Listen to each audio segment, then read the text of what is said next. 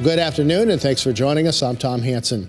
This midday, we are following developing news out of Minnesota. Federal authorities say a woman has been charged with illegally buying guns used in the killings of 3 Minnesota first responders.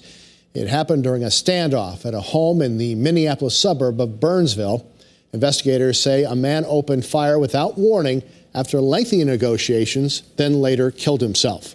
There were 7 children in the home at the time.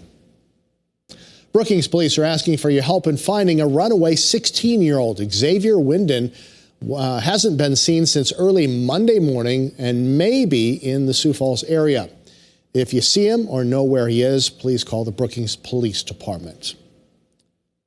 Turning now to first look at your midday forecast with meteorologist Scott Muntz. A little cooler out there today, Scott.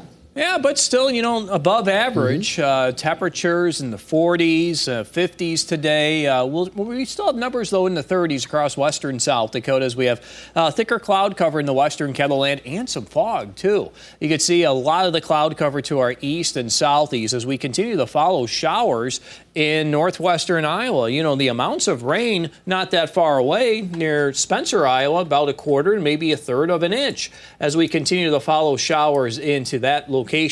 Trying to sneak to the northwest, but it's fighting that dry air that's in place. I don't think it will make it to the Sioux Falls area where we have a temperature of 52. It's 54 degrees in Yankton, 52 in Mitchell, 51 in Huron. Later today, we'll have these temperatures warm to the middle, upper 50s.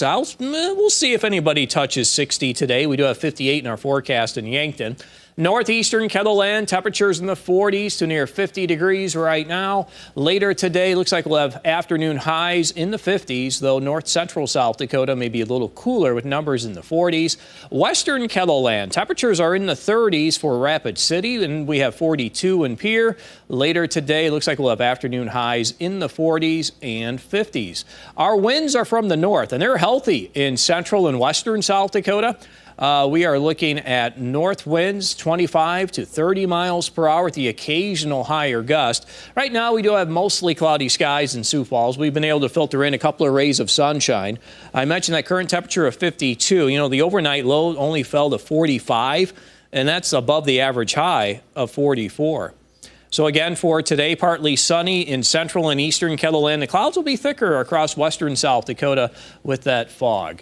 I'll have more details on your Kettleland live Doppler forecast coming up. Thank you, Scott. Donald Trump arrived at the federal courthouse in Florida, where a judge will hear arguments on whether to dismiss the criminal case. Trump is accused of hoarding classified documents at his Mar-a-Lago estate after he left the White House.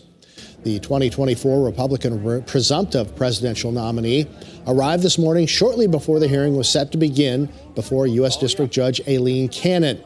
It's unclear when Cannon might rule, but the outcome will determine whether this case proceeds.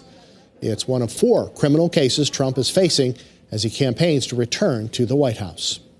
It's been called the biggest cybersecurity attack on America's healthcare system. United Health Group says Change Healthcare, that's a medical payment processor, is finally back online after hackers shut it down 3 weeks ago.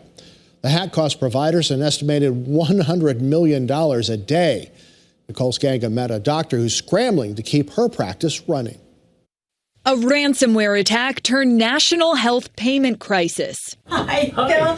I'm Christine. Dr. Christine Meyer has another way of putting it. It's been one of the most stressful things we've gone through as a practice. And that's saying something given that we survived COVID. The hack targeted Change Healthcare, driving the nation's biggest healthcare payment system offline on February 21st. We cannot submit a single insurance claim, and we can't get any patient payments. This is a problem. 3 weeks later, it's squeezing the bank accounts of hospitals, pharmacies, and practices. On an average weekday, you would get $20,000, $30,000, $40,000, $50,000 in deposits. And today you got 77.